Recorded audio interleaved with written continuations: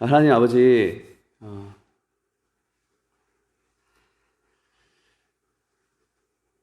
주님 우리를 위해 죽으시고 다시 사신 우리 주님이십니다. 찬양받기 합당하신 아버지 하나님, 영광의 주님, 거룩하신 아버지, 이 시간 이 예배를 받으시옵소서.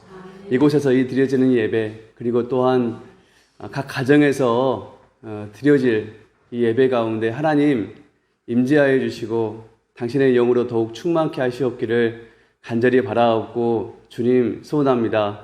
아버지 하나님, 우리의 마음을 주장하셔서 우리가 참으로 진정으로, 신령과 진정으로 주님을 예배하게 하시옵기를 주님 간절히 바라옵고 주님 소원합니다. 주님 높임을 받으시옵소서. 예수 이름으로 기도했습니다. 아멘. 같이 살아계신 주 찬양하겠습니다.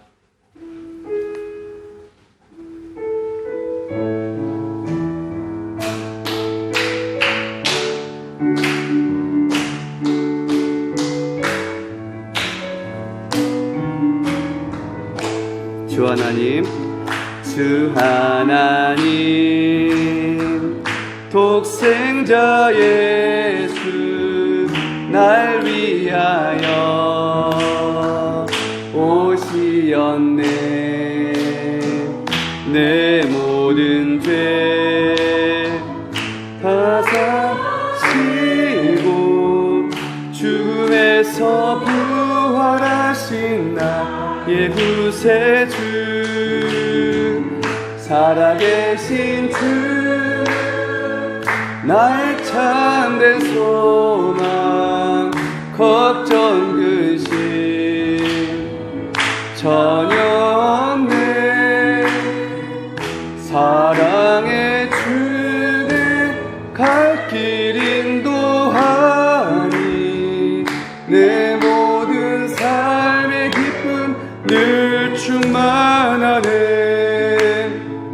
주 안에서 거듭난 생명 도우시는 주의 사랑, 참 기쁨과 확신 가지고 예수님의 도우심을 믿으며 살리. 살아계신 주, 살아계신 주, 나의 참된 소망, 걱정 근심 전혀 없네. 사랑의 주내 갈 길 인도하니 내 모든 삶의 기쁨 늘 충만하네. 그 언젠가 주 뵐 때까지 주를 위해 싸우리라. 승리의 길 멀고 험해도 주님께서 나 길 지켜주시리. 살아계신 주, 나의 참된 소망, 걱정 근심 전혀 없네. 사랑의 주내 갈 길 인도하니 내 모든 삶의 기쁨 늘 충만하네. 살아계신 주, 살아계신 주, 나의 참된 소망, 걱정 근심 전혀 없네. 사랑의 주내 갈 길 인도하니 내 모든 삶의 기쁨 늘 충만하네. 아멘. 부활하신 주님은 다른 게 아니라 살아계신 주님이시더라고요.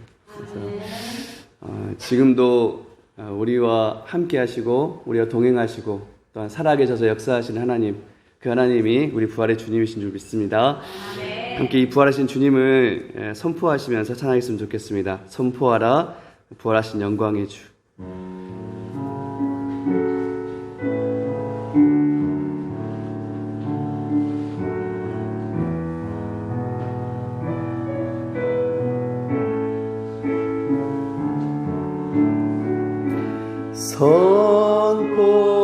선포하라 부활하신 영광의 주 아름다운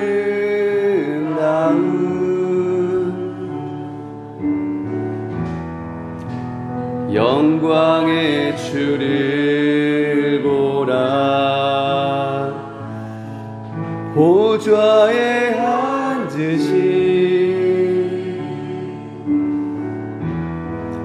그 어린 양 예수 다 무릎 꿇고서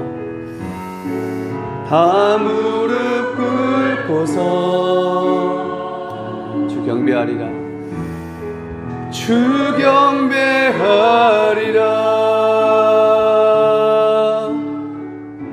선포하라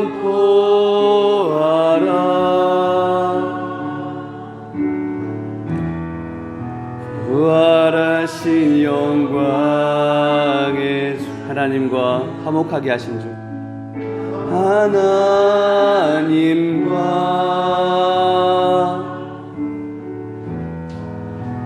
화목하게 하신 주 찬송과 존귀와 영광과 능력을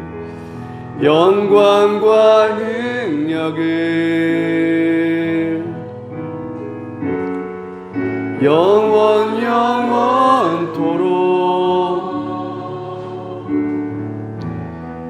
받아 주옵소서. 아멘. 다시 한번 찬양할까요? 선포하라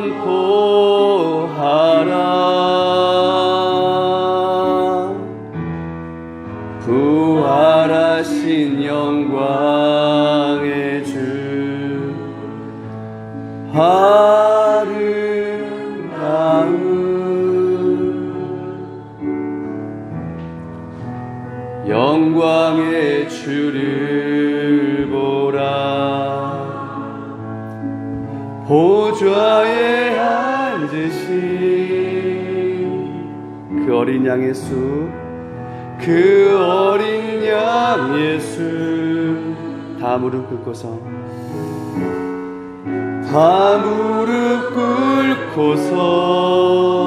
주 경배하리라 주 경배하리라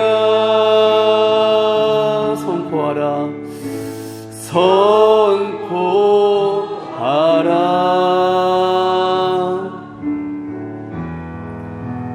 부활하신 영광의 주 하나님과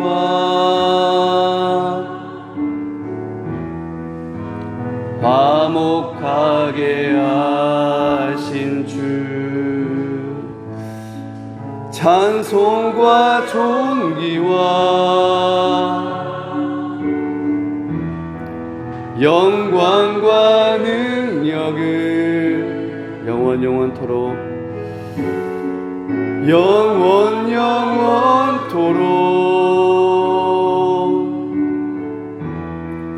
받아 주옵소서. 찬송과 존귀와 영광과 능력을 영원토록 아멘 받아 주옵소서. 아멘. 잠깐 귀한 예배에 앞서 기도하겠습니다. 지금 코로나19 때문에 또한 수고하고 애쓰시고 또한 고통받고 있는 이들이 많이 있습니다. 의료진과 자원봉사자들, 그리고 이를 관리해야 할 정부들, 그리고 이 코로나19로 인하여서 고통받고 있는 또한 주변에 또한 곳곳에 고통받고 있는 이들을 위해서 먼저 같이 기도할 수 있었으면 좋겠습니다. 같이 기도하겠습니다. 아버지, 하나님 아버지, 어려움과 시련과 고통이 있습니다. 하나님께서는 이 모든 것을 하시고 또한 함께 하시고, 아버지 하나님, 하신 하나님이신 줄 믿습니다. 아버지 하나님, 아버지 있는 일들을 아버지 하나님 붙들어 주시옵고, 아버지 하나님 지혜를 허락하여 주시옵기를 하나님 아버지 간절히 바라고 주님소원합니다. 그리고 아버지 하나님, 고통받고 있는 이들을 위해서 기도합니다. 아버지 하나님, 이로 인하여서 곳곳에서, 우리나라뿐만 아니라 아버지 하나님 세계 곳곳에서 고통받고 있는 이들이 너무나 많습니다. 아버지, 특별히 아버지 하나님, 세계에서는 이러한 의료 서비스를 받지 못하는 아버지 하나님 또한 다른 나란 이들이 있습니다. 하나님 아버지, 이러한 이때 어려운 때에 아버지, 우리가 더욱 우리가 이 몸이 갇혀 있는 마음까지 갇혀져 있지 않게 하시고, 아버지 하나님이시여, 정말 그들에게 일어난 손길들이 아버지 안에 뻗쳐질 수 있도록 하나님 아버지 도와주시옵기를, 아버지 안에 우리의 마음 아버지 안에 주장하여 주시옵기를 하나님 아버지 간절히 바라고 주님 소원합니다. 도와주시고 아버지 역사해 주시옵소서. 아버지 하나님께서 그들의 마음을 들어주시옵기를 주님 간절히 바라고 주님 소원합니다. 이 어려움들을 우리가 함께, 아버지 하나님, 우리가 함께, 우리 이 공동체가 함께 보여갈 수 있도록 하나님 도와주시옵고, 아버지 하나님이 이럴 때 그런 것들을 지킬 수 있도록 우리의 마음까지, 우리의 신령까지, 우리의 영혼까지 아버지 하나님 것이 주장하지 아니할 수 있도록 하나님 아버지 우리와 함께하여 주시옵기를 주님 간절히 바라옵고 주님 사랑합니다. 이 어려운 때일수록 아버지 하나님, 우리가 주의 아버지 하나님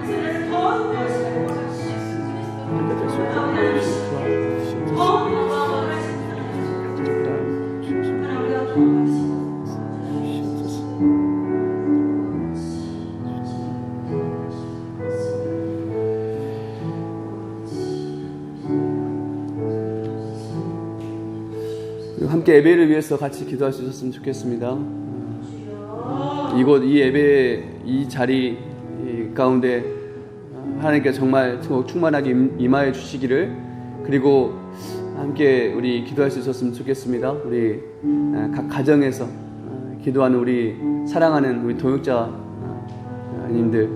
우리 식구들을 위해서 같이 기도하시고요. 그리고 지금 이때 우리나라뿐만 아니라 세계 곳곳에서도 이렇게 가정에서 이 예배를 많이 드리고 있을 텐데, 그런 모든 이 예배를 위해서 같이 또한 중보하면서 기도할 수 있었으면 좋겠습니다. 같이 기도하겠습니다. 아버지 하나님, 기도합니다. 주여,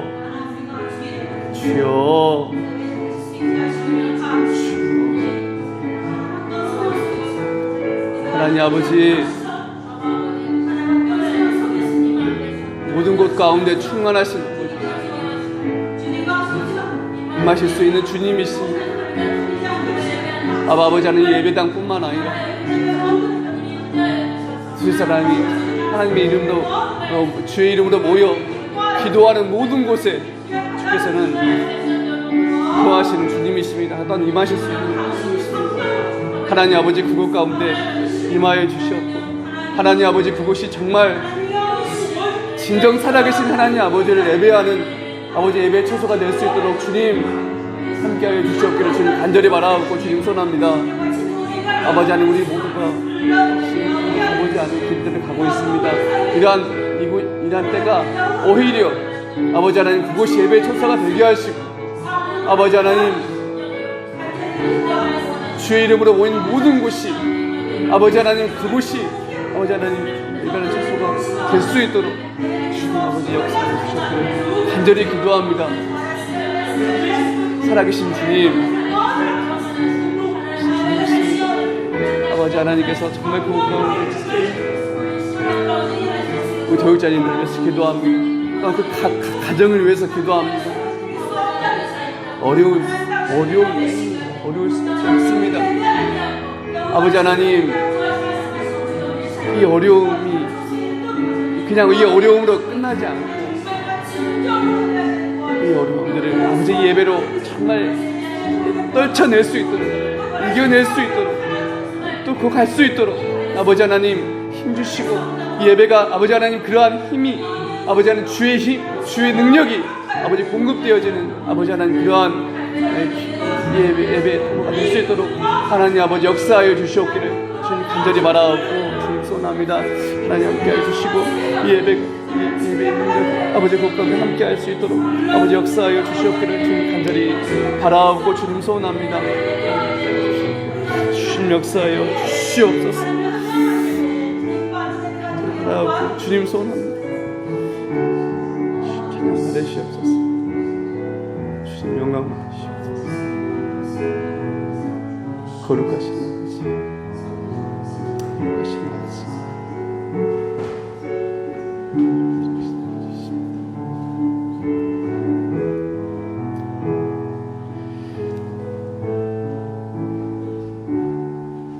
우리를 위해 죽으신 주님, 단 우리를 위해서 다시 사셔서 하늘 보좌 우편에 앉아 계신 주님, 그 주님은 또한 주의 영으로 이 땅에 오셔서 어디서든 어느 때든 우리와 함께 하시고 우리와 동행하시며 살아계셔서 우리를 도우시고 인도하시고 우리와 함께 하시는 그 주님이신 줄 믿습니다. 아버지 하나님, 이 주님을 예배하오니 아버지 또한 이 예배 초소 가운데 함께하여 주시고 이 예배를 아버지 받으시옵기를 주님 간절히 바라옵고 주님 소원합니다. 아버지 하나님, 각 가정, 각 처소에서 아버지 하나님 예배하고 있는 우리 사랑하는 우리 성육자, 우리 가정들을 위해서 기도합니다. 아버지 하나님, 어려운 때입니다. 근데 이 예배가 그 주의 능력이 아버지 하나님 공급되어지는 예배 될 수 있도록 주님 도와주시옵기를 간절히 바라옵고 주님 소원합니다.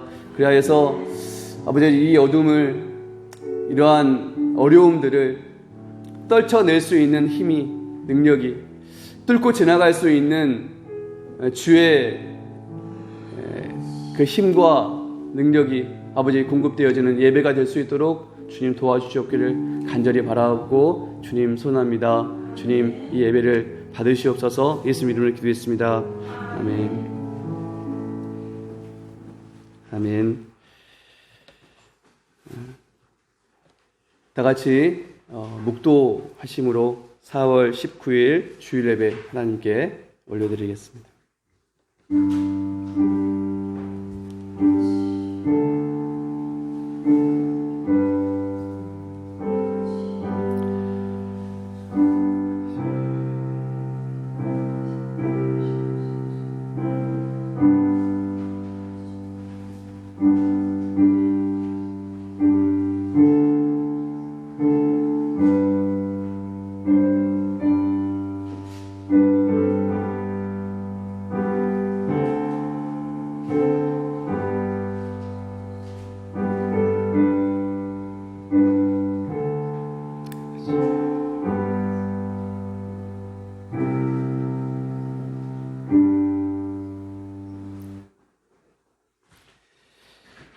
다 같이 사도신경으로 우리의 신앙을 주께 고백드리겠습니다.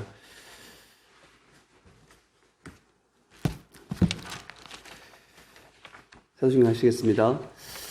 나는 행하신 아버지 하나님, 천지의 창조주를 믿습니다. 나는 그의 유일하신 아들, 우리 주 예수 그리스도를 믿습니다.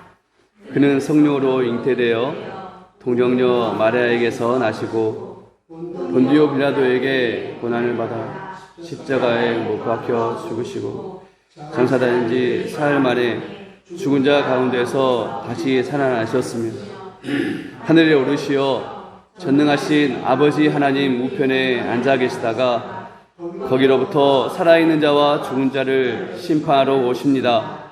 나는 성령을 믿으며 거룩한 공교회와 성도의 교제와 죄를 용서받는 것과 몸의 부활과 영생을 믿습니다. 아멘. 아멘. 다 같이 찬송 435장 나의 영원하신 기억 함께 찬양하시겠습니다. 찬송가 435장 435장입니다.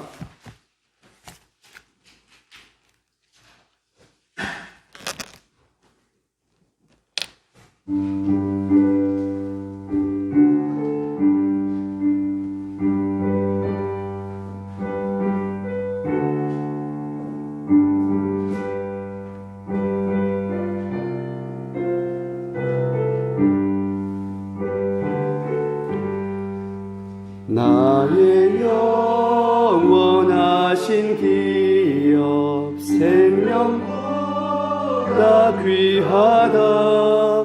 나의 갈 길 다가도록 나와 동행하소서.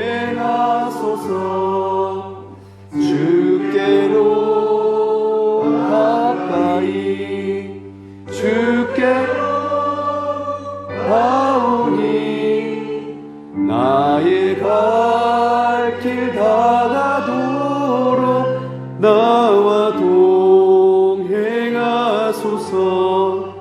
세상 불의한 일함과 모든 배 버리고 험한 길을 가는 동안 나와 동행하소서. 주께로 가까이 주께로 가오니 나의 갈 길 가도록 나와 동행하소서. 어두운 골짝 지나가며 험한 바다 건너서 천국 문에 이르도록 나와 동행하소서. 주께로 가까이 주께로 가오니 나의 갈 길 다가도록 나와 동행하소서.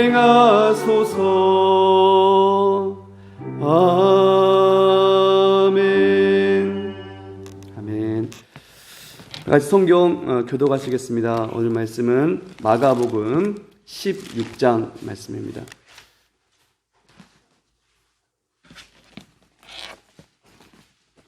마가복음 16장 1절부터 20절까지 말씀입니다.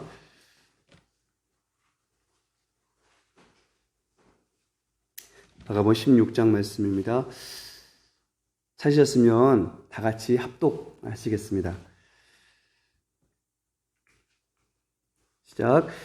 안식일이 지나매 막달라 마리아와 야고보의 어머니 마리아와 또 살로메가 가서 예수께 바르기 위하여 향품을 사다 두었다가 안식 후 첫날 매우 일찍이 해 돋을 때 그 무덤으로 가며 서로 말하되 누가 우리를 위하여 무덤 문에서 돌을 굴려주리요 하더니 눈을 들어 벌써 돌이 굴려져 있는데 그 돌이 심히 크더라.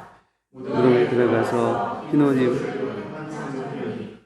우편에 앉은 것을 보고 놀라매 청년이 이르되 놀라지 말라. 너희가 십자가에 못 박히신 나사렛 예수를 찾는구나. 그가 살아나셨고 여기 계시지 아니하니라.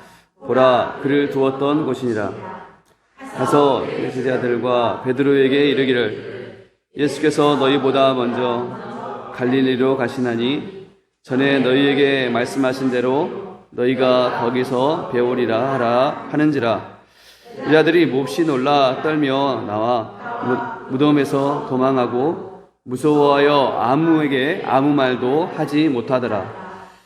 예수께서 안식 후 첫날 이른 아침에 살아나신 후 전에 7 귀신 쫓아내어 주신 막달라 마리아에게 먼저 보이시니 마리아가 가서 예수와 함께하던 사람들이 슬퍼하며 울고 있는 중에 이 일을 알리매 그들은 예수께서 오셨다는 것과 마리아에게 보셨다는 것을 듣고도 믿지 아니하니라.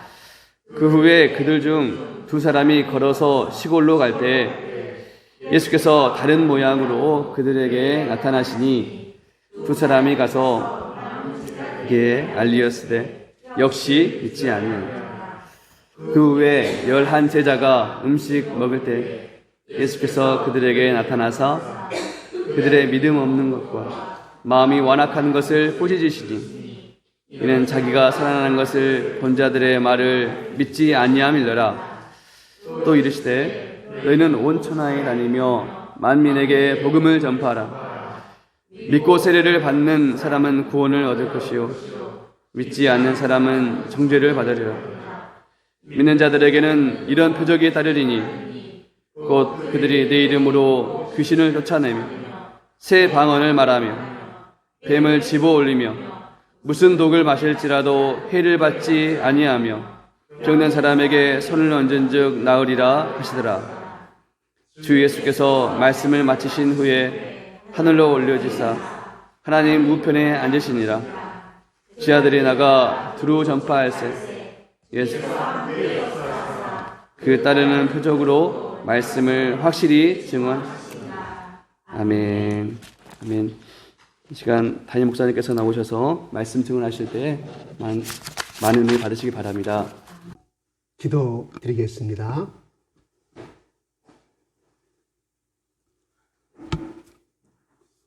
아버지 하나님, 죽음에서 부활하셨고 사망해 주는 권세를 깨트리시고 파하시고 승리하셔서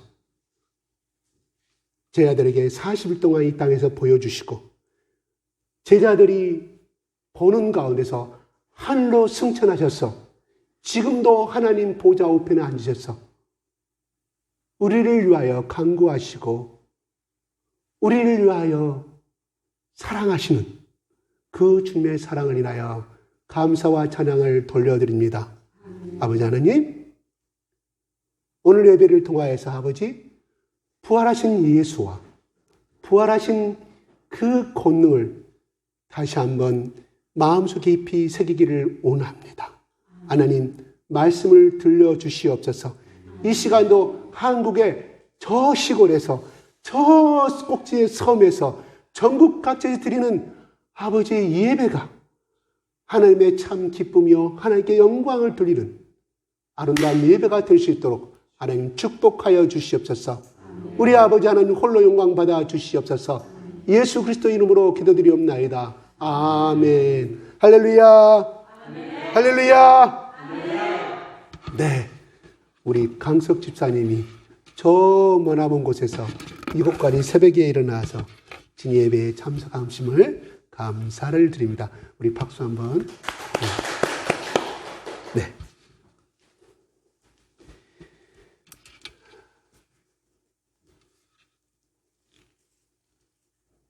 지난주에 됐던 본문의 말씀을 같이 한번 더다시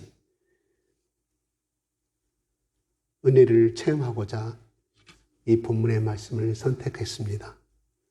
왜냐하면 우리는 부활절, 이 기념 예배가 끝나면 또다시 그 부활의 의식을 평상시 가운데 잊어버리고 살기 때문입니다. 그래서 하나님께서는 구약에 망각을 잘하고 하나님의 은혜를 잊어버리는 이스라엘 자손들에게 이마와 팔과 문설주와 각 기둥에 하나님의 말씀을 새기라고, 가지고 다니라고 그렇게 말씀하였던 것입니다.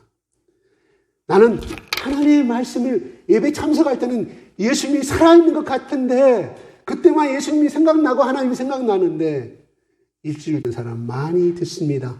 그래요. 그게 정상입니다. 그래요. 그게 우리 인간입니다. 그래서 광야에 40년 동안 하나님과 동행하였던 불기둥과 구름기둥, 하나님의 기적을 체험하였던 그들도 매일매일 잊어버리는 삶을 살기에 하나님이 그들에게 그렇게 가나안 땅에 가면 그렇게 살아야만이 가나안 그 영적인 문화에서 너희들이 살 수가 있고 승리할 수가 있음을 하나님이 아셨기 때문에 그 비결을 이스라엘 백성들에게 가르쳐 주신 것이며, 오늘날 그때 기록한 하나님의 말씀을 통하여서, 신구약을 통해서 우리에게 그렇게 살도록 말씀하고 계신 줄로 믿습니다.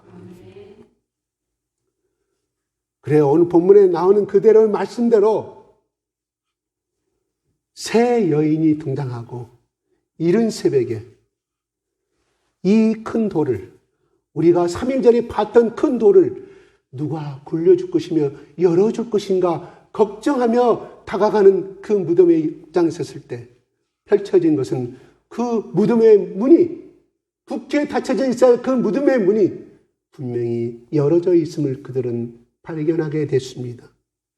한 사람이 갔다고 하면 그들이 착각할 수도 있다고 말하겠지만 세 사람이 목격한 증인입니다. 몹시 당하고 그들이 떨면서 울고 있을 때 바로 천사, 청년의 모습을 한 천사가 나타나서 그분이 살아계실 때 너희들에게 말하지 않느냐, 이미 여기에 계시지 않냐고 갈릴리에서 만나자고 했던 그 말씀이 생각나지 아니하느냐, 갈릴리에서 부활하신 예수를 만날 수 있다고 그 음성을 듣게 됩니다.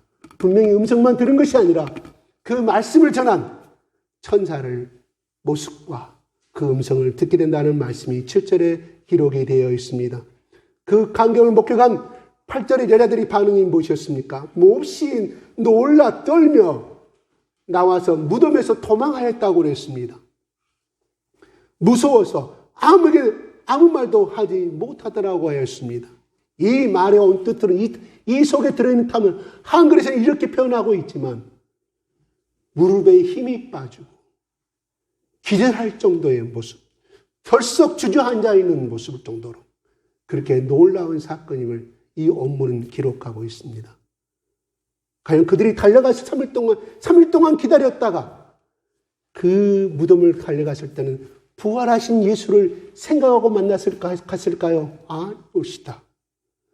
의뢰껏 그들이 태어나면서 보았던 죽으면 의뢰의 무덤에 장사되는 그 모습 속에 살아가는 그 사상과 그 관념이 그들 가운데 잡혀있기에 그들은 예수가 살아날 것을 기대하고 간 것이 아니라 이 말입니다. 그만큼 우리의 고정관념은 무서운 것입니다. 이 여인들이 그 다음에 다 여인들은 도망갔지만 9절에 막달라 예수만큼, 막달라 마리아만큼 무서워하지 않냐고 울고 있을 때 바로 마태복음과 요한은 그렇게 자세히 기록하고 있는 거죠. 울고 있는 마리아, 막달라 마리아인데 예수님이 나타나셔서 첫 번째로 먼저 보이셨다고 9절 후반부는 기록하고 있습니다. 막달라 마리아는 참으로 용감한 여인입니다. 두 여인은 도망가 버리고 말았습니다. 그러나 이 여인은 아무도 없는 그 동산에서 그 새벽의 미명에 예수 시체가 어디 갔는지 물었다고 성경은 말합니다. 여러분, 다른 요한과 마태복음은 울었다는 표현이, 오늘 여기서 10절에는 사람들이 슬퍼하며 울고 있는 중에 마리아가 가서 그 예수가 살아나심을 보았을 때 사람들이 슬퍼하며 울고 있다고 기록하고 있죠. 마리아가 울었단 말이 아니에요. 그러나 마태나 요한복음에는 막달라 마리아가 울었다고 말합니다. 그 원문의 뜻이 무엇인지 아십니까? 땅이 꺼지도록 통곡하며 울고 있는 모습이에요. 우리 성경은 그냥 울었다고 설명하지만 그 원문의 뜻은 땅을 치며 통곡하는 모습이었다 이 말이에요. 그렇게 울었다는 말입니다. 얼마만큼 막달라 마리아가 예수 그리스도를 사랑했다고 하면, 그래 한때 나에게 도움을 준 사람이었기 때문에 그래 시신이 없어졌는가 보다 순간의 아픔을 가지고 떠나가 버릴 수 있었지만은 막달라 마리아는 그 자리에서 통곡하며 울고 있었다 이 말이에요. 참으로 막달라 마리아는 그가 살아생 전에, 예수님이 살아생 전에 많은 은혜를 받았고 사랑을 받았기 때문에 자기의 인생을 변화시키신 그 예수님의 사랑, 자기의 모든 절망이 끝났다고 했을 때, 절망했을 때 찾아오신 그 예수님이 자기 인생을 이렇게 변화시키고 자기 인생의 가치가 얼마나 아름다운 존재임을 깨달은 그 예수님의 사랑을 그는 알았기에 모든 제자들이 도망가 버리고 또 심지어 새벽에 왔던 그 여인을 또 도망가 버린 그 상황 가운데서도 그는 그렇게 슬퍼하며 통곡하며 땅을 치며 울고 있을 때 예수님이 나타나 주셨습니다. 12제자에게 11제자에게 예수님이 나타나 주지 않았습니다. 바로 슬퍼하며 땅을 치며 통곡하는 막달라 마리아 여인에게 예수님이 나타나 주셨습니다. 참으로 아름다운 장면입니다. 슬프고도 아름다운 장면입니다. 우리 모두가 날마다 예수님을 찾는, 갈망하며 찾는, 사슴이 목이 말라서 샘물을 찾았고 우물을 찾아 헤매이듯이 이러한 마음의 속자가 되기를 원합니다. 우리 모든 교인들이 이 시간도 예배를 드리는, 우리 집에서도 예배를 드리는 우리 집사님들, 우리 성도님들 이러한 마음을 가지고 예수님을 찾는 이러한 마음을 가지고 살아갔으면 좋겠습니다. 그래요. 오늘 본문의 말씀처럼 예수님은 부활하셨습니다. 그런데 그들의 반응이 어떠했습니까? 바로 14절에는 11제자가 음식을 먹을 때 그들에게 다시 나타납니다.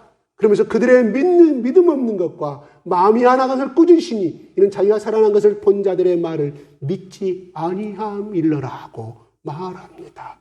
그래요. 엠마오로 가는 13절, 12절, 13절 엠마오로 간 두 제자도 제자들에게 나타나셔서 11명의 제자들에게 말씀했습니다. 그들은 믿지 아니하더라. 13절에 역시 믿지 아니하니라. 제자들에게 알렸으되 역시 믿지 아니하니라고 말합니다. 여인들이 말하였을 때 11절 후반부에 믿지 아니하니라고 말합니다. 왜요? 그럴 리가 없다는 거예요. 어떻게 죽은 사람이 살아날 수가 있냐는 거예요. 그렇습니다. 세상에 많은 사람들이 그렇게 말합니다. 예수님 죽은 자 가운데 3일 만에 살아나셨고 여러분의 모든 죄를 감당하시고 3일 만에 살아나셨는데 이 예수를 믿으면 구원을 받습니다. 그럴 때 우리는 그런 질문을 많이 받습니다. 어떻게 죽은 사람이 살아날 수가 있냐고, 가짜라고, 제자들이 꾸미는 이야기라고, 성경은 그냥 이야기지 팩트가 아니라고 우리는 그런 비난을 참으로 많이 합니다. 그래서 루터의 종교개혁을 이루고 그 아름다운 신앙을 이뤘고 그 문화와 문명 속에서 그렇지 않은 문화를, 아름다운 문화를 던 독일의 사람들도 다 자유주의 신학으로 빠져서 이것은 거짓말이다, 거짓말이다, 거짓말이다. 독일의 유학을 갔다 온 사람들의 간증입니다. 강단에서 신학의 교수가 그렇게 말한답니다. 당신네들은 후진국 사람들이라 부활을, 예수를 믿는 것이지 절대 나는 여러분의 신학을 가르치지만 믿지 아니한다고 그렇게 말하지 않습니까? 여러분들 옛날에 저 영암 시종에서 목회를 나병환자들과 목회했던 우리 김요석 선교사님의 얘기를 여러분 들으실 줄로 압니다. 사실은 그렇습니다. 독일뿐만이 아닙니다. 휴머니즘과 이성의 문화가 발달되다 보니까, 과학이 발달되다 보니까 부활을 믿지 아니한다는 것입니다. 참으로 안타까운 현실입니다. 기독교는 부활이 없으면 기독교가 아닙니다. 기독교는 부활이 없으면 생명이 아닙니다. 일반 종교와 똑같습니다. 선다신이 살아계실 때 사람들이 묻습니다. 어찌하여 당신은 힌두교를 버리고 기독교를 선택하였는가? 예수를 선택하였는가? 말했을 때 그는 이렇게 답변했습니다. 힌두교는 살아있지 않지만 기독교는 부활하신 예수가 살아있게 나는 이 기독교를 선택했다고. 부활의 예수를 만났기 때문에 나는 살아있는 예수를 만났기 때문에 내가 이 길을 가노라고 그는 기자들에게 고백했다고 합니다. 그는 분명하게 예수를 만났고 그 부활의 예수를 살아생전에 죽음 가운데서 많이 체험하게 그 부활이 아닌 예수는 부활이 없는 기독교는 그는 그가 갖고 있는 이 고정관념에 태어나서 배운 이 힌두교 신앙으로 돌아가 버리고 말았을 거라 이 말입니다. 그래요. 우리가 내 신앙 고백에 이렇게 말합니다. 하나님 보좌 우편에 앉으사. 그래요. 우편이 뭡니까? 오른쪽이란 말입니다. 그래요. 분명히 그래요. 스테판이 순교할 때 하나님 보좌 우편에서 앉아 계신 예수 그리스도가 서 계신 것을 보았습니다. 그래요. 분명한 것은 많은 사람들이 하나님 보좌 우편에 앉으신 예수 그리스도를 증언하고 있습니다. 스테판도 마지막 생명의 이 세상에서 하직하는 그 순교의 순간에도 그 모습을 목격하였습니다. 다른 사람 눈에는 보이지 아니하였지만 스테판의 눈에는 보였다 이 말입니다. 우리가 우편이란 말은 그래요. 오른쪽을 말합니다. 맞습니다. 그러나 이것은 무슨 뜻일까요? 매주 고백하면 신앙 고백할 때 이렇게 고백합니다. 바로 하나님의 권능을 상징합니다. 예수 그리스도의 권능을 상징합니다. 사내들의 공예가 갔을 때 유대교의 옛날 구교의 습관은 어떻게 했냐면 죄가 있는 사람은 왼편으로 보냈고 죄가 없는 사람은 오른쪽으로 보냈습니다.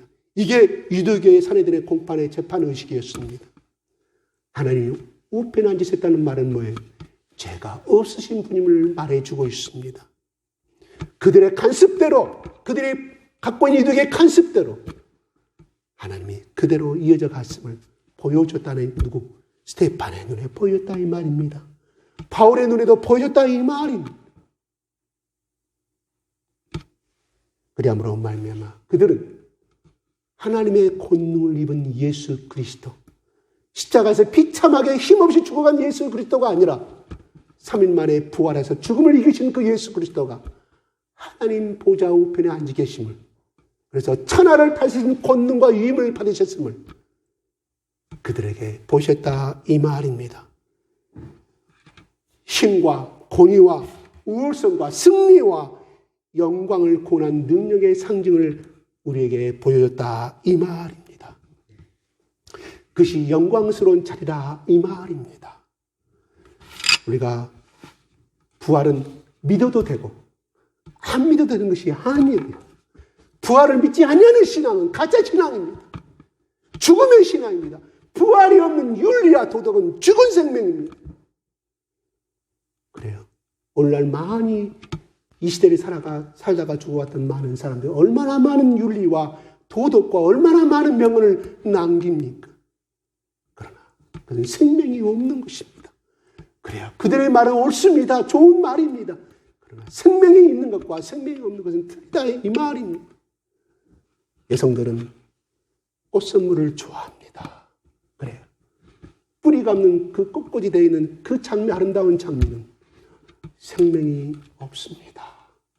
생명이 있는 것 같지만 1줄이면 2줄이면 아주 보잘것없는 그냥 시들어져 버리고 냄새나는 물질로 우리는 변화되는 것을 목격하고 있지 않습니까? 그렇습니다. 그것은 아름답고 향기 나는 것 같지만 멀리 가지 못한다 이 말이에요. 그러나 뿌리가 있고 물을 먹고 살아가는 식물은 1년이고 2년이고 아름다운 삶을 유지하고 자기 생명을 유지해가면서 우리는 목격하게 됩니다. 저 길거리에 짓밟히는 잡초도 뿌리가 있기에 생명을 유지해가면서 바라보게 됩니다. 그렇습니다. 부활은 무엇입니까? 바로 우리가 예수를 믿는 뿌리입니다. 이 뿌리를 믿지 않은 부활이 없는 사람은, 부활을 믿지 않은 신앙은 여러분 대단히 미안하지만 죽어있는 신앙이옵시다. 예수님이 꾸짖고 나무라는 성명은 얼마나 나와요? 딱 한 장면 나와요. 살아생전에 그 갈릴리 호수를 넘어갈 때 풍랑이 일고 그럴 때 예수님이 주무시는 예수를 향하여서 예수여 우리가 죽어가는 것을 왜 가만히 놔서 잠만 자고 있습니까? 했을 때 예수님이 바람을 꾸짖고 풍랑을 꾸짖고 하는 가운데 저가 누구에게 저렇게 바람과 풍랑이 잠잠해지는가 했을 때 예수님이 그들 향하여 말합니다. 꾸짖어 어찌하여 너희들은 믿음이 없느냐고 말합니다. 그게 성경에 기록되는 말입니다. 예수님이 얼마나 답답하였으면 살아생전에 갈릴리에서 만나자고 말하는데 여인들의 부활의 증언과 두 제자의 부활의 증언을 믿지 아니함을 인하여서 예수님이 그들이 식사하고 친히 나타나셔서 14절에 그들에게 말씀하지 않습니까? 그들의 믿음 없는 것과 마음이 완악한 것을 꾸짖으시니 왜요? 자기가 살아난 것을 혼자들의 말을 믿지 아니하기 때문입니다. 왜 예수님은 그 제자들에게 나타나셔서 직접 점해 보시고 직접 목격하도록 말씀하시지? 지난주에 말씀하신 것처럼 여인들의 증언은 그 당시에 재판장에서 증인으로 인정을 받지 못합니다. 증인으로 인정받지 못하는 그 여인들을 통하여, 하찮은 여인들을 통하여서, 그 시대에는 하찮은 여인들이에요. 그 여인들을 통하여서 이거를 목격해 만들었냐 이 말이에요. 또 엠마로 가는 두 제자, 그는 예수 그리스도가 죽어버리자 그들은 실망하고 자기 집으로 돌아가는 길이었다 이 말이에요. 뭔 말이에요? 하나님의 신앙을, 예수 그리스도의 신앙을 버리고 떠났다는 이 말입니다. 낭망하고 그들이 고대했던 예수가 아니었다 이 말이에요. 그들에게 나타나셨다. 그 두 부류의 사람들 통해서 제자들에게 증언케 만들었다 이 말이에요. 너희들이 내 말을 믿느냐 안 믿느냐, 내가 살아서 3일 만에 부활할 것을 끊임없이 말하였지만 역시 그들은 예수님의 생각대로 믿지 아니하였습니다. 그들의 믿음을 테스트하신 것입니다. 그래서 하나님께서, 예수께서 답답하시고 내가 살아생전에 너희들에게 말했지 않냐, 어찌하여 그들이 직접 봤는데 믿지 않느냐고 꾸짖으시고 믿음 없는 것을 꾸짖으시고 완악한 것을 꾸짖으셨다 이 말이에요. 바로 예수 그리스도를 그들은 따랐지만은 그들이 갖고 있는 세상에 대한 욕심과 그들이 갖고 있는 계획과 그들의 욕망에 따라서 예수님을 쫓았음을 알게 된다 이 말입니다. 우리가 예수를 믿어도 정말 예수께서 우리에게 원하시는 신앙, 하나님의 영광을 구하는 신앙, 부활의 신앙의 바탕 가운데서 살아가는 신앙이 없고 세상의 성공과 내 자식의 성공과 내 직장에서 성공을 따라간다고 하면 대단히 죄송합니다만은 예수님이 살아생전에 말씀하셨던 이 부활의 신앙을 잊어버린 자라고 말씀드릴 수가 있습니다. 그들에게 그렇게 말씀하시고 예수님이 뭐라고 말씀하셔서 15절 16절에 17절부터 너희는 온 천하에 다니며 만민에게 복음을 전파하라. 믿고 세례를 받는 사람은 구원을 얻을 것이요 믿지 않는 사람은 정죄를 받으리라. 심판을 받는다 이 말이에요. 지옥에 간다 이 말입니다. 그렇습니다. 부활 신앙을 가진 자만이 이 15절 16절의 이 말씀을 순종하며 따라갈 수가 있다는 것입니다. 그들의 부활 신앙이 없었기에 그들은 각자의 길로 가버리지 않습니까? 이렇게 예수님을 만났다 할때라도 그들은 갈릴리 가서 그들은 무슨 짓을 했습니까? 그 문제에서 옛날 삶의 생활로 돌아갔음을 요한복음 19장에 자세히 가르쳐주고 있습니다. 그들의 옛 생활로 돌아갔다고 표현을 하지 아니하지만 그 삶을 통하여서 그들은 부활하신 예수가 나타나지 아니하시자 그들은 갈릴리에서 거기서 만나자고 하셨고 직접 부활하신 예수가 말씀하였지만 그들은 여전히 그물을 던지고 말았다는 사실이에요. 진정한 그들은 어떤 것을 생각했습니까?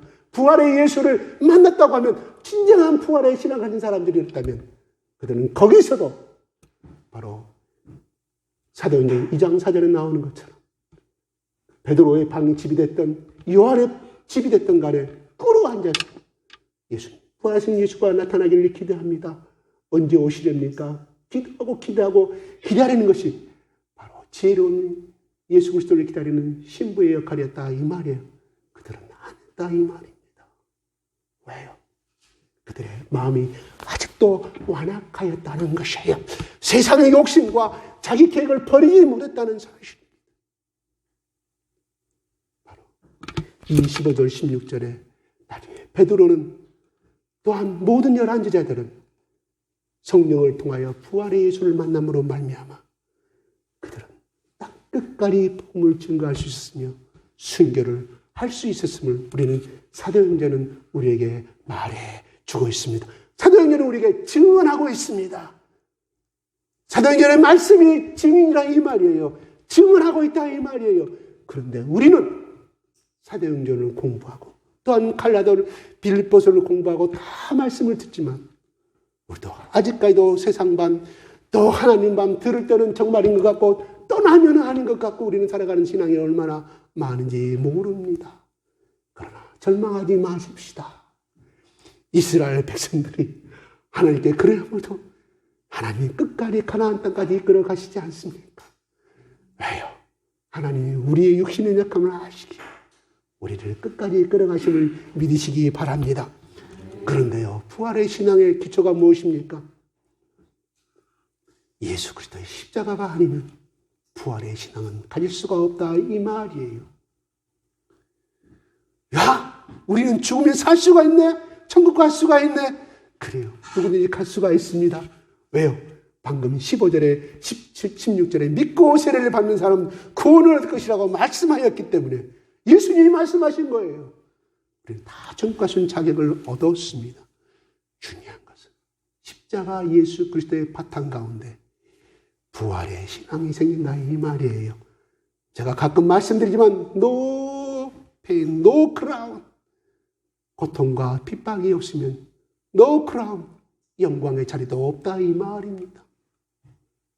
그런데 우리는 가장 기초가 되는 십자가의 예수 그리스도의 십자가의 죽음과 고난 자꾸 뒤로 몰아버리고 이 부활의 열매만을 갖기를 원한다 이 말이에요. 부활의 열매는 뭐예요? 승리죠. 영광이죠. 그래요. 예수를 믿는 것은 좋은데 죄도 이겨야 되고 핍박도 이겨야 되고 고난도 세상 사람 비난도 이겨야 되는데 주일날도 놀러 가고 싶고 그냥 친구들의 모임도 있고 그것도 갖고 이것도 갖고 싶은 것이 우리들 마음 아닙니까? 제가 오늘 새벽에 이런 꿈을 꾸었어요. 그 꿈이 그래요. 내일 단체로 회사에서 11명도 없이 어디로 야외를 가기로 했다고 선포가 됐다는 거예요. 근데 내가 모르고 나 갈 수 있다고. 근데 꿈에서 그래요.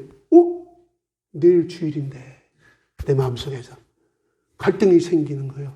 틀림없이 내가 간다고 나는 모르고 간다고 그랬는데 보니까 주일. 내가 안 가면 하필이면 꿈에서 그 기독교를 비방했던 사람이 나오는 거예요. 꿈에도 한 번도 나오지 않은 사람이 나타나는 거예요. 내일 그 사람이 내일 잡혀가자면 나를 속된 말로 씹을 것인데 엄청나게 사람들에게 나에 대한 비방을 할 것인데 내가 어떻게 하지 꿈에서 그렇게 다 깨어났어요. 여러분 살아생전에 그 고백을 여러분 제의를 받았다면 당연히 나는 교회 때문에 교회 가서 일을 섬기는 직분이 있다는 못하겠다. 주의를 지켜야겠다. 이렇게 말했을 것 같죠. 당연히 그렇게 말이 나와야겠죠. 근데 꿈에서요. 그렇게 나오더라 이 말이에요. 내가 깨어나서 하나님이 이 부활의 신앙을 깨닫기 위해서 너의 신앙의 위치가 어디가 있느냐는 걸 하나님이 나에게 가르쳐주는 꿈이라고 저는 그렇게 생각을 했어요. 하나님, 맞습니다. 내가 하나님 앞에 하나님을 섬긴다고 하는 나의 신앙이 이것밖에 되지 아니합니다. 제가 그렇게 고백했습니다. 그래요. 우리의 신앙이 섰는 줄 생각하면 넘어질까 조심하라고 사도 바울이 말했던 이유가 무엇이었습니까? 그는 그렇게 체험했기 때문에, 그가 얼마나 믿음이 없음을 그는 알았기에, 부활의 예수를 얼마나 십자가 예수를 부정하시는 순간순간이 그는 있었다는 이 말이에요. 그도. 그래서 섰는 자는 넘어질까. 부활은, 신앙은 십자가 위에 바로 부활이 있음을 우리는 잊어서는 아니 될 것입니다. 십자가의 고통과 그 죽음 뒤에 부활 사건이 있음을 우리는 잘 알고 있습니다. 여러분, 창세기 창조는 무에서 유를 창조한 것이었죠. 그러나 부활의 권능으로 나타난 창조는 바로 예수 십자가 위에 세워지는 또 다른 창조의 세계임을 믿으시기 바랍니다. 뭐라고요? 창세기 창조는 하나님 무에서 유를 창조했지만, 그러나 부활의 권능으로 나타난 새로운 창조는 바로 예수 십자가 위에서 세워지는 창조라 이 말입니다. 십자가는 무엇입니까? 우리가 잘 알다시피 의로운 죽음을 나타내주고 있습니다. 예수 그리스도의 의인의 죽음이요 하나님의 의의 계시를 우리에게 가르쳐주고 있다 이 말입니다. 하나님의 공의가 계시된 것이 바로 예수 그리스도의 십자가입니다. 바로 예수 그리스도의 십자가는 사랑이 담은 희생의 죽음이 있습니다. 바로 나를 위하여 죽는 죽음이 바로 예수 그리스도의 십자가의 죽음이라 이 말입니다. 사랑 때문에 죽었습니다. 하나님의 구체적인 사랑의 계시가 바로 십자가에 나타난 것입니다. 이 죽음은 무엇이었습니까? 억지로 예수님이 죽었습니까? 아닙니다. 자발적인 것입니다. 자발적인 것이에요. 요한복음 19장에 베드로가, 아니죠, 빌라도가 예수님을 신문할 때 나에게 너를 십자가에 죽을 권리가 있고 십자가에 너를 살릴 수 있는 권능이 있는데 어찌하여 대답하지 않냐고 예수 그리스도께 물어보지 않습니까? 왜 말이 없느냐? 답변하라. 네가 답변하면 내가 너를 살려주겠다고 빌라도가 말합니다. 예수님은 말하지 아니합니다. 왜요? 예수님의 그 길은 예수님이 자원해서 가는 자발적인 것이었다 이 말입니다. 억지 십자가가 아니었다 이 말이에요. 의인이면서도 죄인인 것처럼 죽어간 것이 바로 예수 그리스도의 십자가인 줄로 믿으시기 바랍니다. 부득이하여 죽은 십자가는 죽음은 십자가가 아닙니다. 내가 죽어야 십자가입니다. 죽여서 죽는 것이 아니라 내가 죽음을 선택하는 선택적인 죽음이 십자가라 이 말이에요. 옆에 달린 두 강도들은 자기들이 원해서 십자가에 죽었습니까? 아니올시다. 타의에서 죽음을 당한 것입니다. 같은 현장에서 같은 골고다 언덕에서 같은 시간에 매달린 십자가였지만 두 사람은 자기들이 스스로 지은 죄로 인하여서 그 죄의 대가를 받은 것이요 타인에 의해서 비자발적으로 죽은 것이지만 예수님의 십자가는 예수님이 온하여서 의인이면서도 죄인의 굴레를 뒤집어 쓰고 죽은 십자가의 의미인 것입니다. 하나님의 뜻에 유탁돼서 죽는 것이 바로 예수의 십자가인 줄을 믿으시기 바랍니다. 예수님이 겟세마네 동산에서 그렇게 말씀하지 않습니까? 내 뜻대로 하지 마옵시고 하나님 뜻대로 하시라고 고백하지 않습니까? 바로 이것이 예수 그리스도의 십자가인 줄을 믿으시기 바랍니다. 바로 그 죽으심의 십자가는 무엇입니까? 바로 대신 죽으신 죽음이 십자가입니다. 죽을 자를 위하여 산 자가 대신 죽는 죽음, 죄인을 위하여 의인이 죽으신 십자가입니다. 바로 재물적인 성격을 가진 제사의 죽음이 바로 십자가라 이 말입니다. 그래서 예수 그리스도를 히브리서는 화목제물로 말씀하지 않습니까? 이 한전한 죽음에 하나님의 능력이 나타났다 이 말입니다. 두 명의 십자가 위에는 하나님의 능력이 나타났습니까? 아닙니다. 십자가는 하나님의 능력이며 지혜의 결정체입니다. 바울은 이 사실을 알고 있었기에 그 십자가의 은혜를, 그 십자가의 지식을, 그 십자가의 깊은 오묘한 뜻을 그는 살아생전에 더 알기를 원하였습니다. 그런 모든 지식과 모든 노력과 모든 인생을 동원하여 서면서까지 십자가의 가장 고상한 짓을 알기를 자원하여서 푯대를 향하여 그 길을 갔다 이 말입니다. 지난날에 좋아하던 모든 것을 먼지로 이기면서 똥으로 이기면서 그 길을 갔다고 빌립보서 3장 10절과 14절에 그는 기록하고 있습니다. 왜냐하면 그리스도를 아는 지식이 가장 the best 였기 때문에 그는 그것만을 알기를 원했다 이 말입니다.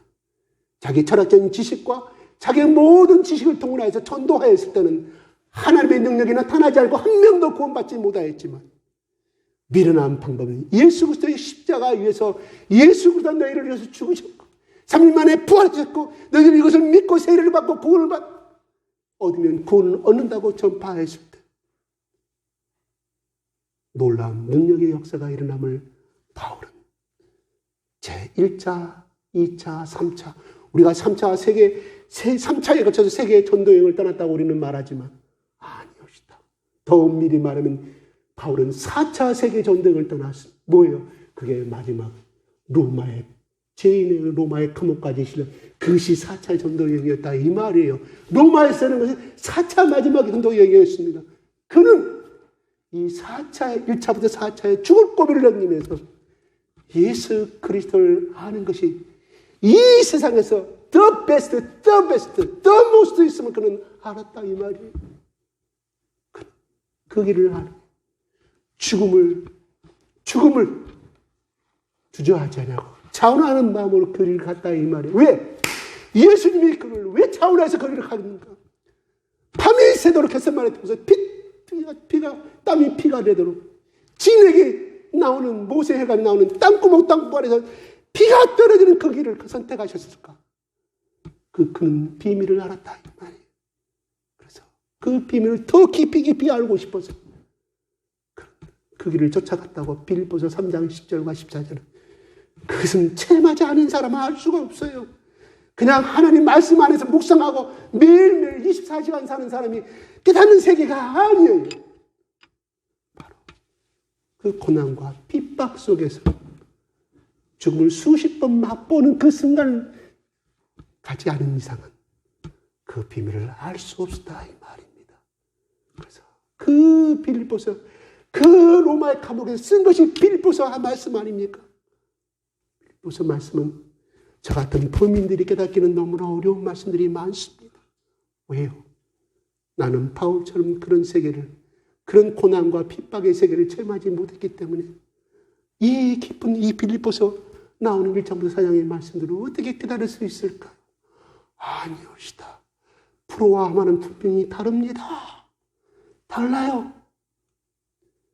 바둑의 구단과 바둑의 1단은 다릅니다. 우리 눈에는 두 사람 다 바둑을 엄청나게 잘 쓰는 눈으로 고수로 보이지만 엄청난 세계가 있다 이 말입니다. 그와 같이 그런 고린도서 2장 2절에 또 이렇게 고백하지 않습니까? 예수 그리스도와 십자가는 아무것도 아니하기로 나는 작정하였다고 말합니다. 작정하였다고. 왜요? 최외보니 그것이 자기가 갖고 있는 세상의 지식이 자기가 갖고 있는 경험이 아무것도 아니라는 것을 자기가 갖고 있는 그 율법이 아무것도 아니라는 것을 그는 깨달았다 이 말이에요. 십자가만 알기로 결단하고 살아갔다는 이야기입니다. 죄인을 의롭게 하시는 능력이 십자가 안에 나타나 있음을 알게 된 것입니다. 영생을 주는 생명의 능력이 예수 그리스도의 십자가 안에 있음을 그는 깊이 깨달았다 이 말입니다. 그래서 그는 좀 더 알기 위해서 고난의 참여함을 즐겼다고 고백하고 있습니다. 그 같은 경험에 들어가기 전에는 그 같은 지식을 얻을 수 없음을 그는 알았다 이 말입니다. 그래서 고린도전서 15장 31절은 그렇게 말합니다. 나는 날마다 죽노라고 말씀하지 않습니까? 누구를 위해서? 복음을 위하여, 예수를 위하여, 예수도 십자가의 깊은 그 지식을 깨닫기 위하여서, 인격을 담기 위해서, 그 생명의 능력을 체험하기 위해서, 알기 위해서 그런 날마다 죽는다고 말씀합니다. 자기의 욕망의 생각, 자기를 자랑하고 싶은 생각, 자기의 스펙을 자랑하고 싶은 생각, 이런 모든 것들을 끊임없이 죽이고 예수님이 사랑성자를 말씀하셨던 자기 십자가를 지고 나를 쫓아올 것이니라, 자기의 십자가를 지고 자기를 부인하고 쫓아올 것이라는 그 말씀의 세계를 더 깊이 알기 위해서 그런 나는 날마다 죽노라고 말씀합니다. 그래요. 우리는 입으로 나는 날마다 죽노라고 말씀할 수 있습니다. 저기 앉은 주일학교 학생이 나는 날마다 죽노라고 말씀할 수 있어요. 그러나 바울이 말하는 그 고백, 그냥 어린아이가 말하는 고백은 그 세계는 틀리다 이 말이에요. 바둑의 아마추어 30급과 바둑에 계신 그 한 프로의 구단하고 그 세계가 틀리다 이 말입니다. 그렇습니다. 그는 시간마다 사건마다 그는 날마다 죽었습니다. 좀 더 나아가서 그는 예수 그리스도처럼 십자가 앞에서 어린 양처럼 아무 말도 치지 않고 변명도 하지 않냐고 비명도 지르지 않냐고 무참히 죽어가신 그 예수 그리스도를 닮기를 원했다 이 말입니다. 그래요. 빌립보서 3장 10절에 이렇게 말합니다. 내가 그리스도와 그 부활의 권능과 그 고난에 참여함을 알고자 하여 그의 죽으심을 본받아 내가 어떻게 해서든지 죽은 자 가운데서 부활에 이르려 하느라고 말씀합니다. 그래요. 그는 부활의 권능과 그 고난에 참여하면 어찌하든지 자기는 부활해서 살아남을 그런 믿었습니다. 그런데 그것을 내가 이미 얻었다 함도 아니요 온전히 얻었다 함도 아니라 12절 내가 그리스도 안에서 그럴 때 예수께 잡힌 바 된 그것을 잡으려고 달려가노라고 말합니다. 뭐요? 예수 그리스도 예수께 잡힌 바 된 그것을 잡으려 가려 하노라. 뭐를? 십자가를 잡으려 달려간다 이 말이에요. 엄청난 고백입니다. 엄청난 고백입니다. 혹시 여러분은 기도하다가 은혜 받아서 이런 고백을 하신 적이 있습니까? 순간이나마 그렇게 고백하고 나서 아니 내가 무슨 미친 고백을 하고 있는가? 나는 이런 고백이 없는데, 나는 이런 믿음이 없는데. 아니오시다. 진심으로 눈물로 기도하다가 성령이 감동돼서 나오는 고백입니다. 바로 그 고백을 하나님께서 내가 너를 바울처럼 쓰겠다는 고백입니다.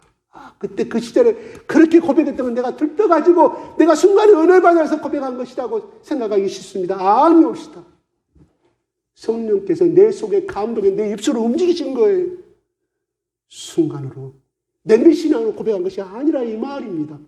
중요한 것은 하나님이 그 고백을 담으시고 귀담아 들으시고 하나님이 그렇게 가기를 원하신다 이 말입니다. 그러니까 함부로 고백하지 마십시오. 그러나 그것이 바로 내 의지의 고백이 아니라 하나님이 나에게 주신 비동적인 고백이요 자발적인 고백이라 이 말입니다. 자발적인 고백은 무엇이에요? 비동적인 고백. 누구? 성령께서 내 마음을 움직여서 내 영혼을 움직여 주신 고백이라 이 말입니다. 하나님 그 고백을 들으셔요. 베드로가 세상의 목적을 가지고 그렇게 고백했지만 중요한 내가 죽기까지 따르겠다. 예수님 죽지 마십시오. 고백은 자발적인 고백이었다 이 말이에요. 그래서 요한복음 20장에 베드로야 네가 나를 사랑하느냐? 네가 죽기가 나를 사랑한다고 말씀했지. 다른 데는 다 도망가던 내가 주님과 같이 죽기까지 내가 선포했지. 네가 지금도 그걸 기억하느냐 이 말이에요. 주님께서 아시옵니다. 뭔 말입니까? 내가 그렇게 고백했고 내가 거기를 가신다는 것을 내가 자신 있게 고백한 거 주님은 아시지 않습니까? 그 말은 뭔 말이에요? 이제는 내가 그렇게 고백했지만 내가 가지 못함을 주님 아시지 않습니까? 이 말이에요. 주님 아시옵니다. 주님께 잘 아시지 않습니까? 내가 주님을 끝까지 사랑하신다는 아시죠? 그 말이 아닙니다. 내가 그렇게 고백했지만 내가 그렇게 할 수 없음을 주님 잘 아시지 않습니까? 내가 얼마나 죄인임을 잘 아시지 않습니까? 내가 얼마나 연약함을 잘 아시고 얼마나 내 욕심에 따라 주님을 사랑하는지 얼마나 아시지 않습니까? 이 말입니다. 하나님 그의 자존감을 세우시지 않습니까? 내가 잘한다. 그래, 네 속마음을 안다. 그래, 네가 배반할 줄 알았다. 이런 말이 아니라 너의 연약함을 안다 이 말이에요. 너의 제약된 모습을 안다. 그러나 네가 아직도 나를 사랑하는 마음이 있으면 내 양을 치라고 말씀하시는 거잖아요. 우리는 그렇습니다. 그러한 존재입니다. 그러므로 낭망하지 맙시다. 유다는 떠나갔지만 베드로는 그 말씀을 붙들고 다시 살아나지 않습니다. 그래요. 그것이 우리의 가야 할 길이라 이 말입니다. 그래서 바울은 나는 날마다 중노란 것은 자기 연약함, 끊임없이 자기 교만은 끊임없이 일어나고 자기를 부인하고자 하는 그 생각이 없어져 버리고 끊임없이 자기를 자랑하는 마음이 생기기 때문에 자기 생명을 지키려는 마음이 생기기 때문에 그가 고백한 말이다 이 말입니다. 제가 드러낼 수 있는 말은 그것밖에 없어요. 왜? 내가 체험한 세계가 그것밖에 안 되기 때문에. 바울이 고백한 세계는 전혀 더 다를 것이라고 생각하는 더 깊은 고백이라고 생각이 들어갑니다만은 내 이 얕은 신앙과 네 얕은 머리로 느끼시는 것 바울이 담긴 이 100불의 천근을 내가 다 드러낼 수는 없습니다.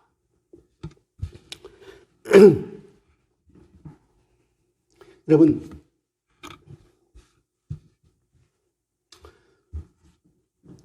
그는 그리스도의 푯대를 십자가를 잡으려고 달려가느라고 말씀합니다. 14절에 이렇게 말합니다. 푯대를 향하여 그리스도 예수 안에서 하나님에 의해서 부르신 부름의 상을 위하여 달려간다고 고백합니다. 여러분 부르심은 어디서 오는 것입니까? 소명 하나님께서 오심을 믿으시기 바랍니다. 위에 계신 하나님께서 우리를 부르신다 이 말이에요. 직장에서의 부르심, 가족관계에서 부르심, 또한 목사로서 선교사로서 집사라의 부르심이 다 있습니다. 그러나 이 삶에서의 부르심은 이 땅에서 주어지는 일시적인 부르심이라 이 말입니다. 선교사든 사도든 제자든 집사든 성도이든 간에 다 일시적인 존재입니다. 하나님 나라에서는 이 직분은 더 이상 존재하지 않는다는 것입니다. 이 땅에서의 부르심 또한 우리에게 물론 중요합니다. 그러나 우리가 이로부터 부르심을 받은 것을 잃어버린다면 그 부르심조차 이 땅의 일로 축소될 수가 있다 이 말입니다. 직분과 부르심은 분명한 영적인 일입니다. 영혼과 관계성의 하나님과의 관계성의 부르심이라 이 말입니다. 그러나 이 땅에서의 부르심이 영원한 부르심으로 이어지는 것은 아니라 이 말입니다. 우리가 알기 원하시는 영원한 곳의 부르심은 무엇일까요? 사도 바울이 믿었고 죽었던 하나님이 위해서 부르신 부르심은 어떤 것일까요? 그것은 단순히 그가 맡고 있던 이방인의 사도일까요? 그는 이 땅에서의 사도의 직분이었습니다. 바울에게는 더 이상 그 직분을 가지고 있지 아니합니다. 영원한 곳에서 가지고 있는 사도 바울은 무엇입니까? 그는 어떠한 부르심으로 영원한 곳에서 하나님께 함께 거하고 있을까요? 바로 10절, 12절에 사도 바울은 예수 그리스도의 부활과 예수 그리스도의 고난에 동참하겠다는 것을 10절은 말하고 있습니다. 12절에 예수 그리스도께 잡힌 바 된 것을 찾기 위해서 달려갔다고 말합니다. 무엇을 의미할까요?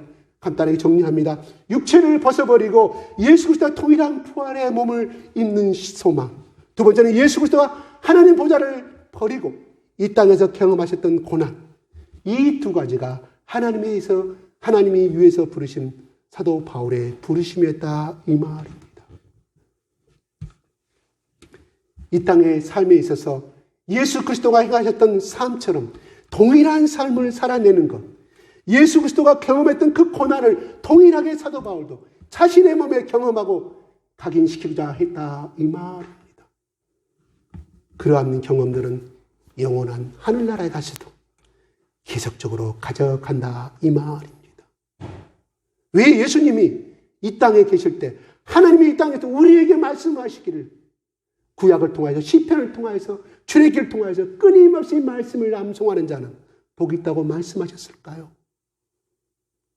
그 영혼의 인격성이 하늘의 영혼에 대해 인격에 이어지기 때문에 그렇게 말씀하셨다는 거예요. 일시적인 우리의 직분은 일시적인 것이지만 영원한 하나님 나라에서 더 이상 우리가 가지고 가는 것은 절대 아니라 이 말입니다. 여러분, 순교는 무엇일까요? 순교자는 자기 스스로 죽음을 선택한 사람이 순교자입니다. 억지의 순교는 순교가 아닙니다. 그냥 죽음일 뿐입니다. 그리스도를 위하여 자기 스스로 죽음을 선택할 때 이것이 바로 하나님이 말씀하시는 순교의 면류관인 줄 믿으시길 바랍니다. 오래 살고자 애쓰지 말고 정말로 사람답게 그리스도인답게 그리스도를 위하여 결정적인 선택을 한 사람이 바로 생명의 면류관을 받을 사람인 것을 믿으시기 바랍니다. 그리스도의 죽음을 본받아야 비로소 그 능력을 체험할 수가 있다는 것입니다. 우리는 십자가 없는 부활을 살고 살아갑니다. 오래 살아야 하고 편해야 하고 성공해야 하고 십자가 없이 하나님의 능력이라고 어리석은 말을 아직도 우리는 생각을 가지고 살아간다는 이 말입니다. 예수님 십자가에 달려 죽을 때, 야, 네가 성전을 허물고 3일 만에 네가 죽는다고 하는 자는 네가 뛰어내려서 네가 십자가에 뛰어내려서 산다고 우리는 믿을 것이다. 밑에 사람 조롱했지 않습니까? 요한복음 11장에 마르다가 말하삽니다. 나사렛 죽음에 대해서 그의 동생은 말합니다. 여기 계셨더라면 내 오라비가 죽지 아니하실 것인데 왜 이제 오십니까? 말하지 않습니다. 저가 장님의 눈을 뜨게 한 분인데 사랑하는 나사로를 죽지 않게 할 수는 없느냐고 말합니다. 사람들은 죽을 뻔하다가 살아남은 기적이고 능력이라고 말합니다. 꼭 살아남아야 하고 복을 받아야 하고 무엇이든 찰 때야만이, 다시 말해서 십자가 없는 능력을, 십자가 없는 영광을 생각한다 이 말이에요. 그러나 성경은 그렇게 말하지 아니합니다. 십자가를 통하여 그리스도를 통하여 그리스도와 함께 주어진 후에야 하나님께서 그를 일으키신 능력이 있음을 우리는 알아야 할 줄로 압니다. 예수께서 모든 고난과 모든 저주와 모든 질병을 감당하셨기에 우리는 땀을 흘리는 것이 사실입니다. 우리는 저주에서 벗어난 것은 사실입니다. 그런데 우리는 그 예수를 바라보고 우리는 편안해지기를 바라고 살아간다는 것입니다. 죄로 인한 죽음, 저주의 고통, 심판은 고난은 그리스도와 함께 반드시 제거되었습니다. 그러나 우리는 사랑의 고난, 선물로 주시는 시련과 인내, 우리를 교육하시는 그 훈련 맷집, 의로운 자의 고난과 그리스도의 순교와 이것은 세상 사람들이 주어진 것이 아니라 예수 그리스도를 고난의 십자가를 우리의 마음 가운데 믿고 살아가는 사람들, 부활의 신앙을 갖고 가진 사람들에게 주어진 특권인 줄로 믿으시기 바랍니다. 순교를 영광이라 부른 이유가 여기에 있다 이 말입니다. 그리스도를 위하여 당하는 최고의 영광입니다. 이게 바로 순교입니다. 물론 죽어도 순교이지만 살아서 고난을 당하는 것도 영적인 순교입니다. 예수 그리스도를 믿기 때문에 손가락질 당하고, 예수를 믿기 때문에 예수의 의를 구하고 하나님 나라의 의를 구하기 위해서 주일날 직장의 상사의 비난을 마다하지 않고 즐겨하고 참석한 것도 아름다운 영광의 순교인 줄로 믿으시기 바랍니다. 이런 고난과 이런 고난들은 바로 부활의 능력을 체험케 하는 신앙이라 이 말입니다. 그리스도와 함께 죽는 것은 앞에 있는 부활을 법뿐만 아니라 현재도 그리스도인에 인하여서 당한 고난만큼 죽은 것만큼 살리시는 능력을 깨닫고 또 오늘 체험하고 오늘 감격해 할 수 있다는 말입니다. 바울은 고백합니다. 어찌하든지 죽은 자 가운데서 부활을 이루려 하느라고 말씀합니다. 그냥 생명을 다해서 죽은 자 가운데서 부활이 있는 뜻이 아니라 예수 그리스도를 위하여 죽음으로 인하여 순교당하신 사람들, 그 사람들이 부활의 능력을 덮는 것처럼 자기도 그 아름다운 순교의 삶을 본받아서 부활의 능력에 참여하기를 사모했다가 이 말입니다. 우리는 세상의 삶에서, 지진 직장에서, 조진 가정에서 예수 그리스도 때문에 복음을 증거하다가 고난에 참여하는 자가 되시기를 바랍니다. 신약은요, 신약의 마태복음 1장 1절부터 요한계시록 마지막 절까지 예수 그리스도를 믿으면 너의 가정이 잘되고 복받고 성공하고 억대 부자가 된다는 말은 한마디도 없습니다. 예수님이 살아계신 전에 그런 말 한 적이 복음서 기록이 되어 있습니까? 없시다. 아니옵시다. 그들은 구약적인 기복의 신앙을 가지고 있었기에 이 예수 그리스도가 예루살렘에 올라가면 권력을 갖고 왕이 됨으로 말미암아 자의정이 우의정이 될 거는 그 생각을 갖고 따라갔던 거 아니겠습니까? 뭐요? 우리 신앙 예수 믿으면 직장에서 성공하고 인생에서 성공하고 자녀가 잘 되고 부자가 되고 SK 모든 높은 대학을 가고 큰 권력을 얻고 우리는 그렇게 뱃대를 삼고 살아간다 이 말입니다. 아니오시다. 예수님은 살아신 전에 그렇게 말씀하신 적이 있습니까? 오늘 부활에서도 그 말씀하시지 않습니까? 야, 너희는 온 천하에 다니며 만민에게 복음을 전파하라. 너희가 이 부활의 나 예수 그리스도를 믿는다고 하면 온 천하에 다니면서 복음을 증거하는 것이 예수님의 사명입니다. 이게 오늘날 예수 그리스도의 고난에 참여하고 예수의 십자가를 믿는 부활의 신앙을 믿는 사람이 가야 할 길이라 이 말입니다. 나는 성경에 나온 대로 말씀합니다. 야, 너희들이 나를 믿으면 부활의 증인이 되고 너희들이 나를 믿고 부활의 증인이 된다고 하면 너희가 잘 되고 너희 자녀가 잘 되고 성공하고 좋은 대학 가고 억대 부자가 된다는 말을 예수님 말씀하지 않으십니까? 부활의 본질로 돌아가십시다. 십자가의 본질로 돌아가십시다. 이 길을 가는 자는 하나님이 결코 그 손에 빈손을 두지 않습니다. 하나님이 그 인생을 보상하실 것이라 이 말이에요. 내 말이 아니지 않습니까? 오늘 본문의 말씀이 바울이 잘 살았습니까? 부자로 잘 살았습니까? 억대 부자가 됐습니까? 성경에 나오지 않지 않습니까? 사도행전에 그 말이 나옵니까? 아니오시다. 우리가 가야 할 길은 바로 15절의 말씀입니다. 이것이 하늘날 하나님께서 우리에게 주신 소명입니다. 소명은 명령입니다. 명령은 반드시 순종해야 할 것이라 이 말이. 말씀이 길었습니다. 마치겠습니다.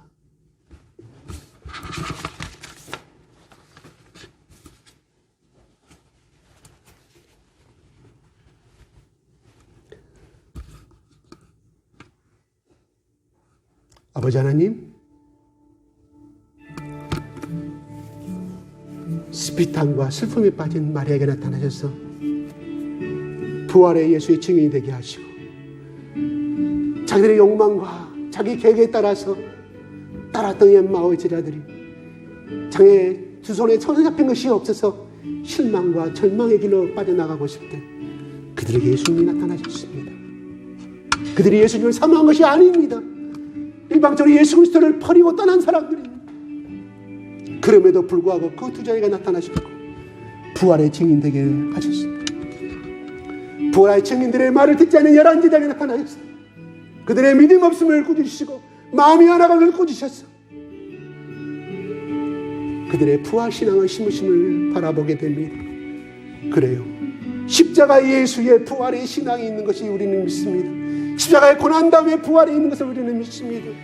아버지, 부활의 신앙이 없다고 하면 그는 뿌리가 없는 신앙이며 뿌리가 없는 나무와 똑같습니다. 아버지, 다시금 이 말씀을 통하여서 우리의 부활 신앙을 다시 한번 깊이 만나게 하시고 날마다 부활하게 하여 주시옵소서. 바울은 날마다 자기의 욕망과 자기의 생각과 자기의 모든 것을 버릴 때마다 죽일 때마다 그는 부활의 신앙을 체험하였습니다.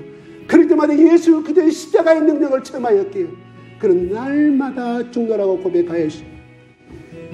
그래서 예수의 고난에 참여함과 부활의 신앙에 참여하기 위해서 예수님의 가신 그 길을 십자가의 길을 적극적으로 참여하였음을 바라봅니다.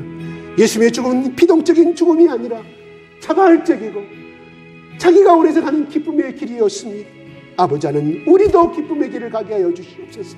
우리도 예수님이 가신 그 길을 기쁨의 그 길을 가게 하시며 적극적으로 부활의 능력을 날마다 참여하는 자가 되게 하여 주시옵소서.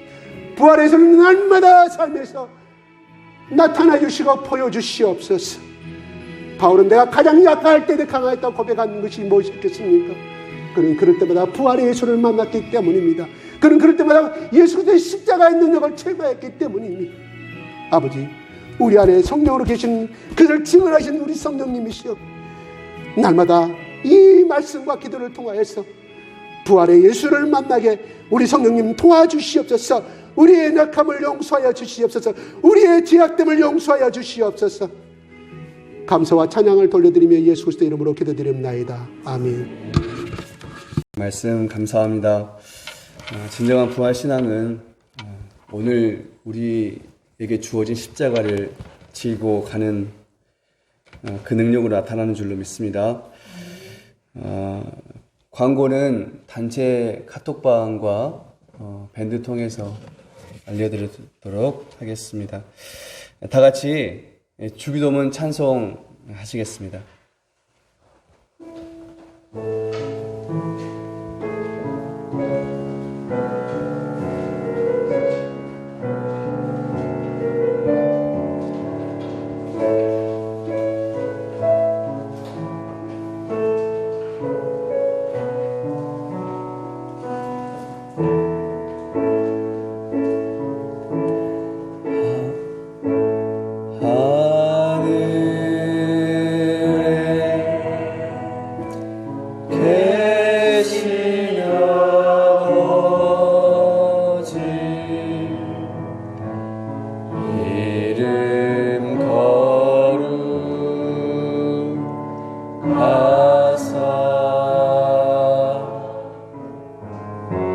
주님 나라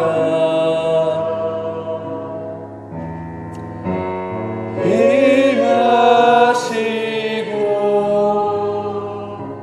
뜻이 이루어지다.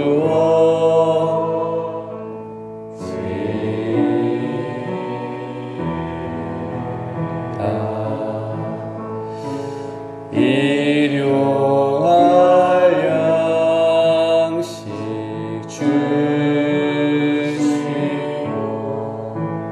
우리들의 큰 죄 다 용서하시고 또 시험에 들게 마시고 악에서 구원하소서. 내게 주의 나라 주의 권세 주의 영광 영원히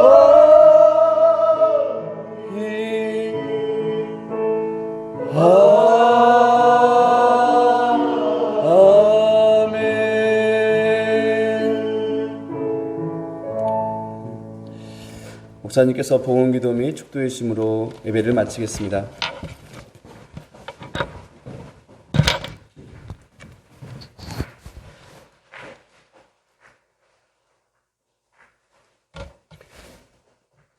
지금은 우리 주 예수 그리스도의 크신 은혜와 크신 하나님의 사랑과 성령님의 감동 감화하심이